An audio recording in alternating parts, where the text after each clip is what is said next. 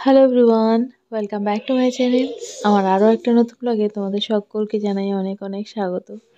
যদিও দুদিন আগের ব্লগ, তো দুদিন বাদে আমি ব্লগটা এডিট করতে বসলাম, কারণ শরীর ভালো ছিল না, ভিডিও দিতে পারিনি। যদিও ঘুরে বেরিয়েছি এদিকে ওদিকে, কিন্তু ব্লগ এডিট করার সময় ছিল না। মানে ঘুরতে গিয়ে আমি অসুস্থ হয়ে যাই, যাকে দুদিন বাদে এডিট করতে বসলাম। এটা হলো আজকে ব্লগটা আমি এডিট করছি। আজকে হলো শুক্রবার, আর এটা হলো সেই বুধবারের। তো বুধবারের ব্লগটা আমি শুক্রবারে এডিট করছি।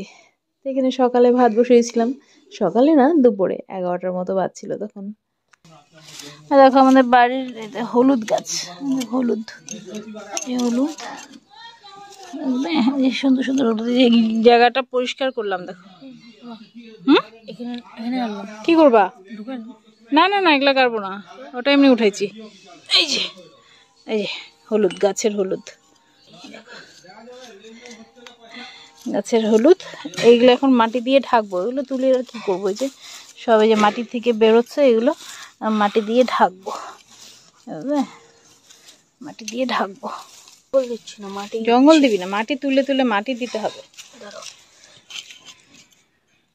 হলুদগুলো বড় হয়ে, মানে গাছের গোড়ায় মাটি নেই, তাই বড় হয়ে গাছ মানে বাইরে একদম মাটি দিয়ে দিলে হলুদগুলো ভালো হবে।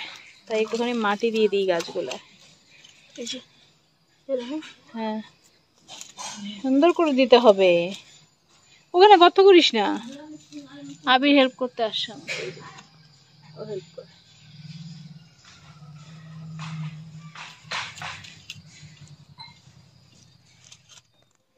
তো আমার না রান্না কমপ্লিট। আমি করেছিলাম ডাল, ছোটো মাছ চচ্চড়ি আর বাঁধাকপি ঘন্ট। তো ছোটো মাছ চচ্চড়ির মধ্যে একটু ধনেপাতা না দিলে না একদম ভালো লাগে না। তো সব সবজি দিয়ে করেছি। মোয়া মাছ ছিল, তাই ঘরে ধনেপাতা ছিল না, তাই এই ধনেপাতাটা তুলে নিলাম চচ্চড়িতে দেবো বলে। চলো পরে আসছি।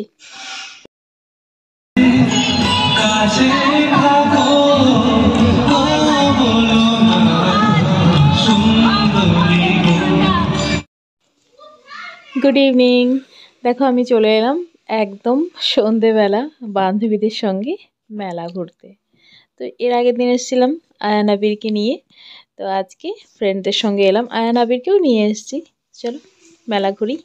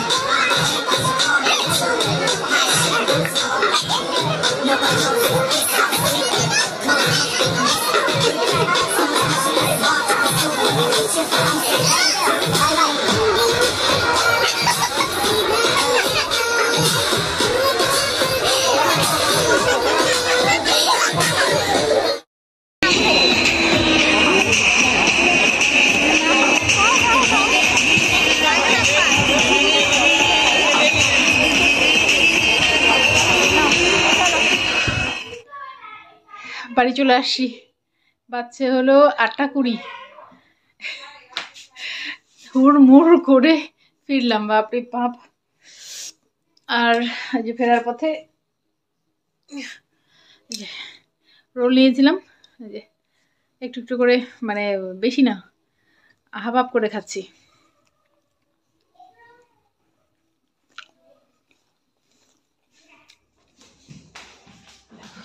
কি যেন করলো এখানে, কি যেন করলি মনে হয়। তো বাড়ি এসে হুড়মুড় করে সবকিছু রেডি ছিল, মানে দিদিভাই সবকিছু রেডি করে রাখছিল, আমি শুধু উনানটা জ্বালিয়ে কড়াইটা চাপালাম। হলো মাটন বানাবো, হলো মাটন বিরিয়ানি। আজকে হবে মাটন বিরিয়ানি। এখানে চালটা সব কিছু মানে সব ভিজিয়ে রাখা। কি চলো বাইরে যাই, আমি হাত ধোয়ার জন্য ঘরে আসলাম, তাই ভাবলাম একটু তোমাদেরও নিয়ে যাই। এই যে আজকে এখনই কুয়াশা পড়ছে, দেখছো কত কুয়াশা। আজকে আমাদের পাড়ায় অনেকগুলো পিকনিক হচ্ছে। এই যে আমাদের রান্না বান্না হচ্ছে এখানে। এই যে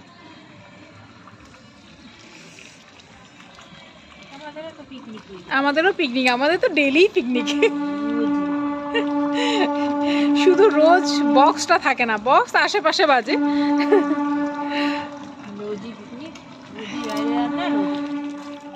এই যে বিরিয়ানির চালটা এই যে এখানে ভেজানো, এটা বিরিয়ানির চাল অনেকক্ষণ থেকে ভেজানো, এবার জলের থেকে তুলে নেব। দেখো হাঁড়ির মধ্যে একটু একটু করে গোটা মশলা দিয়ে দিলাম, এখানে একটুখানি তেল দিয়ে দিলাম। এবার জলটা গরম করে তারপর চালটা দেব। আর মাটনটা তো বাইরে হচ্ছে, আর এদিকে যে এটা রেডি করছি, বাইরে দিয়ে ভাই আছে। আমি কোনো রেসিপি দিচ্ছি না, তবু আমি বানাচ্ছি না, তাই তোমাদের সঙ্গে একটু একটু করে শেয়ার করছি। চলো এবার নিয়ে যাবো, হাঁড়িটা আগে নিয়ে যাবো, পরে জালটা নিয়ে যাবো। তো মোবাইলটা রাখতে হবে, পরে আবার আসছি। মাটন নামিয়েছি। মাটনটা মানে আমি 90%ই করে নিয়েছি। মাটনটা করে উনানের মধ্যে দেখো রুটি করার যে তাওয়াটা, এটা বসিয়েছি। এটার উপর আমি বিরিয়ানিটা যে বসাবো সেটা দেখো পুরো গামলার মধ্যে পুরো সেট করা, মানে আমি তো রেসিপি দিচ্ছি না, তাই সেভাবে তোমাদের দেখালাম না। লেয়ার করে দিয়েছি, দুটো লেয়ারে দিয়েছি, দিয়ে এভাবে সাজিয়েছি বিরিয়ানিটা। উপরে মশলা দিয়েছে। বেরেস্তা ওর বাবা পছন্দ করে না, তাই বেরেস্তা করিনি আমি বিরিয়ানিতে, মানে বেশিরভাগই বেরেস্তা দিয়ে করে, কিন্তু আমি দিই না।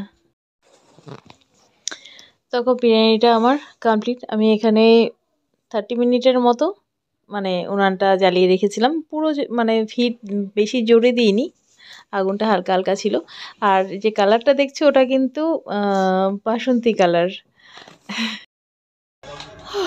দেখো বাজছে 11:15, এখন কমপ্লিট হলো। এবার ঘরে নিয়ে যাই, খাওয়া দাওয়ার পালা, বের করি, পারলে আরেকবার দেখাবো, তা না হলে টাটা।